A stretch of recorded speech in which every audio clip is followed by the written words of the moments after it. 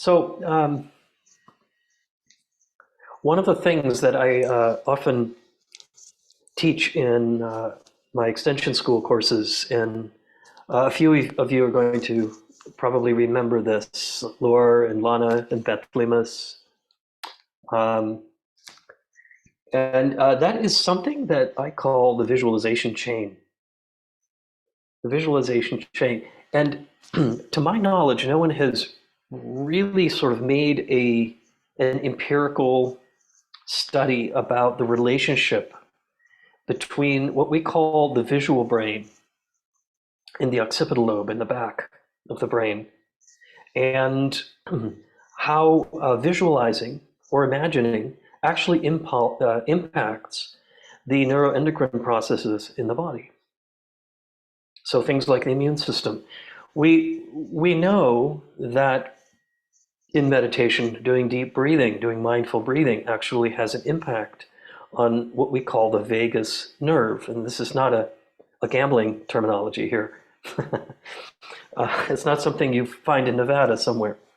But vagus here is a very large system of nerves that runs from the brain all the way down to the gastric area in the body. It's also called the pneumogastric nerve, and sort of links up the digestion, the belly, the intestinal processes of the body with stress, with brain, with reactivity, and so on. It's a very large system. And we know that by doing deep breathing and by doing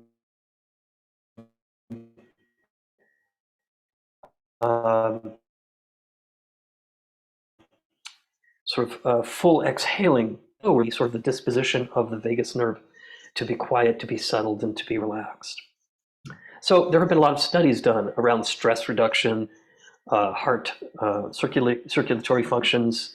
Compassion meditation has been shown actually to reduce inflammation in the physical body. There are preliminary studies to suggest this, that being kind and practicing compassion are actually very good for your health too.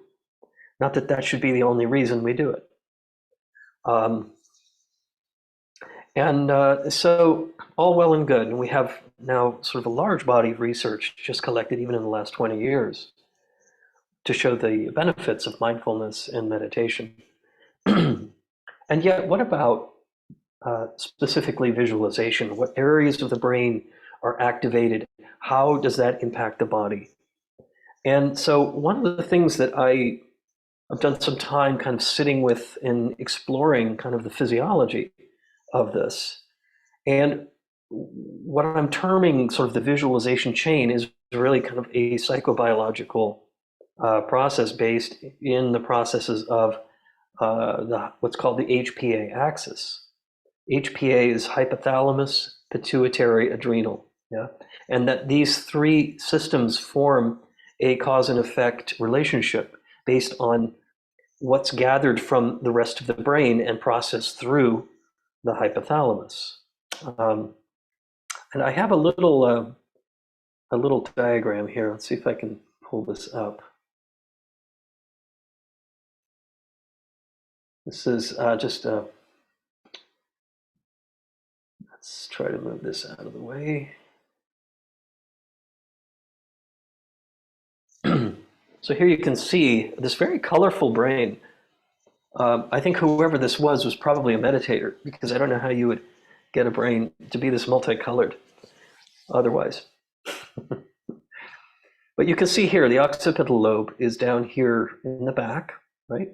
And this is what processes all of the visual cues that come in through the eyes, as well as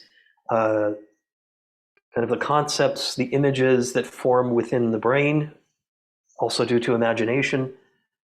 And one of the things that is so compelling about this is when we have an experience, a direct experience of some kind of image or visual process, it's so immediate that it's bypassing what we can call the discursive mind, or the mind of cognition that comes from the cerebral cortex and kind of these cortical layers that are higher functioning brain systems.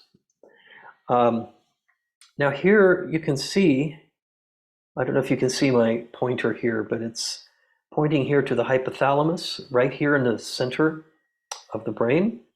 The hypothalamus acts sort of as a receiver for the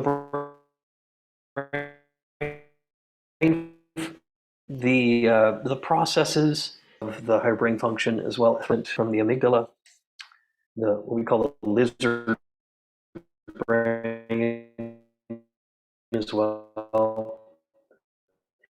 And then the hypothalamus, and then sends signals to the pituitary gland, which is right here, just below it. What commands it needs to carry out for the rest of the body, right? To be either sympathetic nervous system that is activated during stress or any kind of threat is balanced by what's called the parasympathetic nervous system, which is sort of the brakes on all of the arousal states that come from being under stress. So from here, then the pituitary will sort of carry out the function and tell the adrenal glands what kinds of chemicals it needs to be releasing into the blood. So corticosteroids, cortisol, adrenaline, things like that, so that we actually have the energy to quickly react or respond in the face of a threat. So this is all very natural. Now, what's interesting to me is how practicing a deep visualization practice can actually help you to experience something in the body brought on specifically by the experience that you're having with the visual. Basically, it's like dreaming. That when you are dreaming and that whole dream world feels so real, the processes are happening in your body as if you're really having the experience. And this is the same with bypassing this mind of sort of cognitive, discursive, language-based thinking, and just sort of responding in a very direct, immediate way to a visual cue, basically.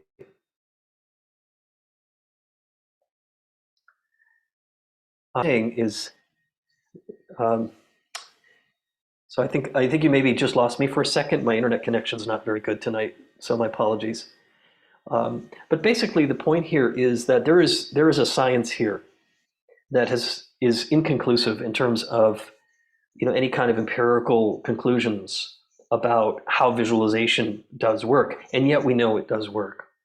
When my ex and I first moved to the Boston area from Santa Barbara, and we weren't used to the winters. We had a series of winters that were extremely cold and a lot of snow. This was back in 2003, 2004. We would do visualization practices where we would lie there and pretend we were on a beach and just soaking in the sun. And we weren't necessarily thinking our way through it, but really visualizing it to the point where we could feel it within the body. And man, if we didn't actually get up, both of us feeling like we had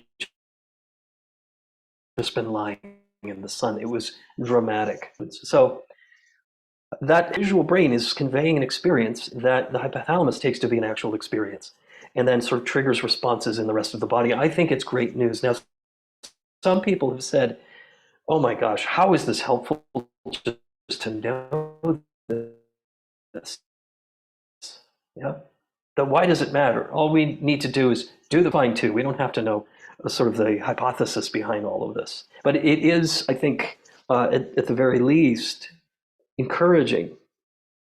If you're sitting there and wondering, okay, I'm not sure how to give myself over to a visualization practice, how to let go of the fact that this isn't real, yeah, and just surrender to the practice and let myself just dive in fully. And so, some people really have a hard time with this part of it. So it doesn't matter. whether you're actually on a beach or you're experiencing it lying on a bed in New England in February. It's just the degree to which you can release into that experience will have an impact. So yeah, I mean, we were talking about how some people have a really hard time visualizing, and so I was asking anyone on here, how many of you actually have trouble visualizing when we do those kinds of practices here on Sunday nights? Yeah. Okay. And it's very common. It's very common. I meet a number of people who say, I just can't do the visualization. I can't form those images in the mind and go there with you when you're, guiding us through the practice. And that's fine. You don't have to necessarily create an entire world. It is enough simply to affirm and say, okay, well, how would it feel if I were, let's say, resting, lying in a clear lake, with water up to my neck. Let's say, what would that feel like if I were there? Or just saying, I feel clear water surrounding me. There are other ways to do this than just try to create the entire visual.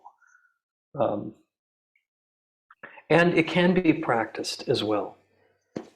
So we'll see what, kind of what your experience is this evening. There is a lovely practice. We haven't done it here, I think it's been a couple of years, possibly. And it's a very simple practice that works with sort of just planting seeds for things you would like to manifest, things you would like to see happen in your life.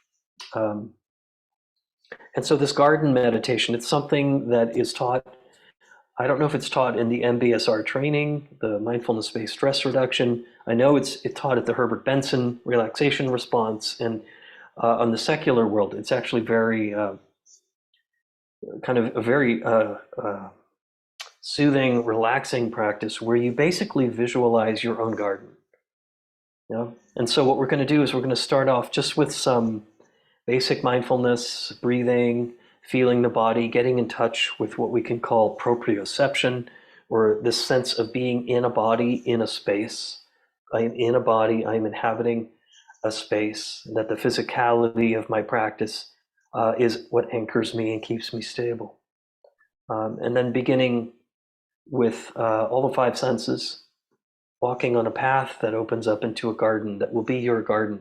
And not to labor too much on, oh my gosh, what is this garden going to look like? How will I be the architect of this garden? Because that can just sort of throw you into just this over-analysis and overthinking. Just allow it to grow itself in your mind. Yeah, allow it just to take whatever shape it is. I've led this before, when people sometimes will say, I had the worst time trying to pick which flower beds would go where. Or more of an Asian garden where it was more stones and the wood and the stone and the water all interacting with each other. So sometimes it can be a place you've already experienced, maybe a garden at home, or it could have been a place that you visited. But really just allow it to be whatever it is. Every time you practice this, it may be different. I have a garden that is the same every time I go there. It's sort of right there in the center of my imagination. It looks the way it does. I don't know why. It's not a place I've ever visited before, but it fills me deeply with that sense of my own personal sacred space, where I can just plant seeds of things I'd like to see and then just let them be. Sometimes it's helpful to go back to a place that we've been. A hike or a garden, and have it become more of a memory rather than sort of creating a new world or a new place. But really, so almost reliving a time and place where you felt that sense of well-being and freedom, like you could just let go all of the layers of protection because you're inherently safe there.